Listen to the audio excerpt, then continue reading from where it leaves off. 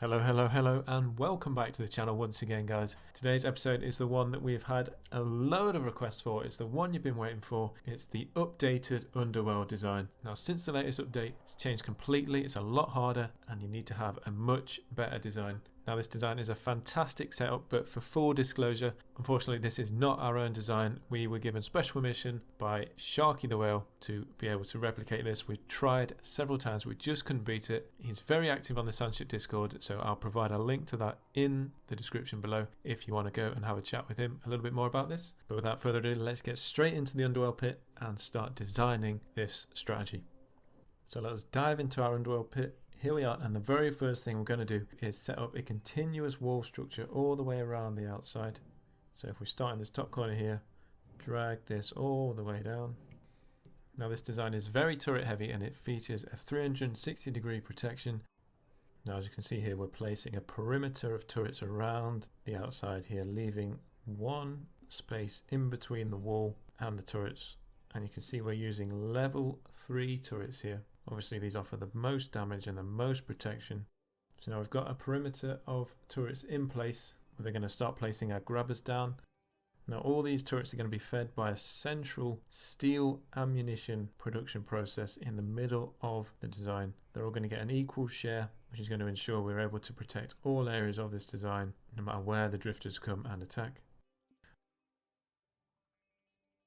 There you have it, guys. The grabbers are in place. We're now going to circulate the belt just next to the grabbers so they can pick up the steel ammunition and take this and load the turrets. A nice square connecting all the belt together so it can circulate around.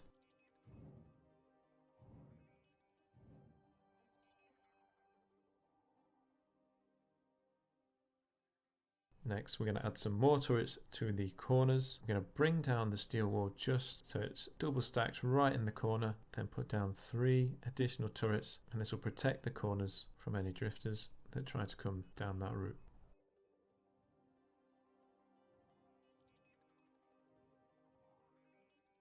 Now in order to feed these turrets, you can actually siphon some ammo from nearby turrets if they're fully loaded and load the adjacent turrets if you put some grabbers in between like so. We're just going to do that with these turrets here.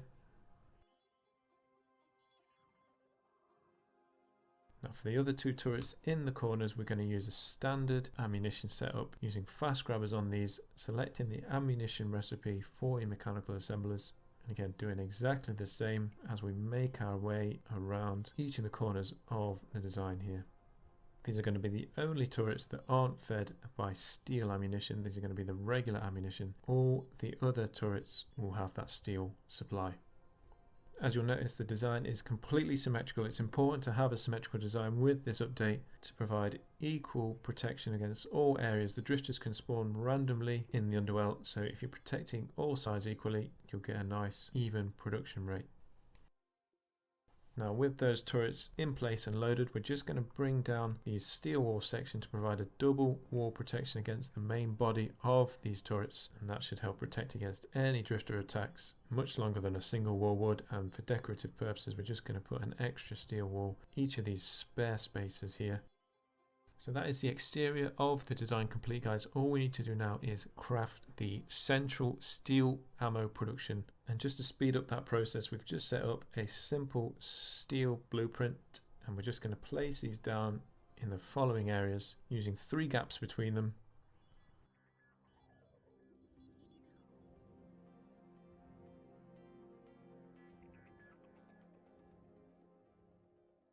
And we're also going to place some vertical steel production to maximize the amount of space we're using here and really maximize the overall steel that we're producing to ensure all our turrets are getting a nice steady supply.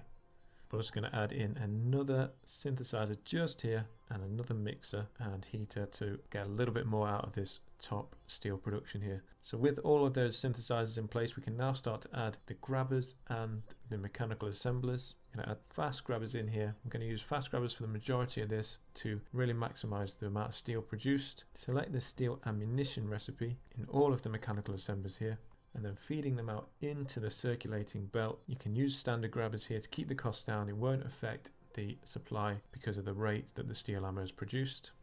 And we're going to use fast grabbers either side of the mixers where we can, so we can create 2 lots of supply with the same amount of space. So as you can see here, we're working our way around. We're evenly distributing the steel into the circulating belt, so all of the gun turrets aren't waiting too long to be fed ammunition. It's extremely important because if the drifters start piling up on one of the sides, we're going to need to make sure all of our turrets have a nice supply to be able to take them out. And there you have it, guys. There's all of the steel ammo production in place, and we've just got enough space left to fit our resonators in. This is a 5 resonator defense. We're just going to pop them in place like so. And the very last thing we need to do is upgrade our turrets so they're all level 3 and producing maximum damage. This is very resource heavy, as you'd expect. It's a very end game strategy for producing a very good amount of everstone, so you will need a lot of resources for this design. And with that, guys, we've upgraded all our turrets. We've made sure everything is operating in the right direction. We've got all our recipes selected. We're going to turn this on and check our output here. As you can see, as we turn this on, the steel ammo is being produced and being circulated round the belt. And if you look at the output, we're producing 7.32 everstone per second. It's absolutely flying up.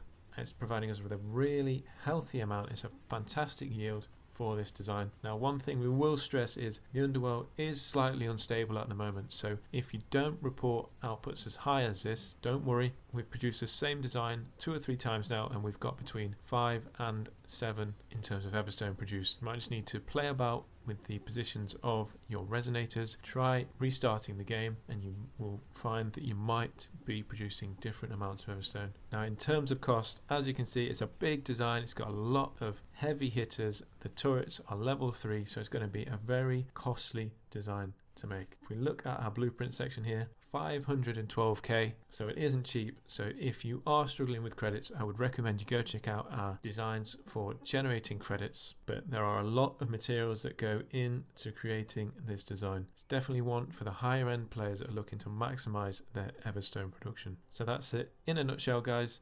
Feel free to copy this design. As we said, Sharky the Whale gave us special permission to be able to produce this and bring it to you guys. So a massive thank you to him once again. If you do have any questions or queries, please leave them in the comments below. But until next time, thanks for watching and bye-bye.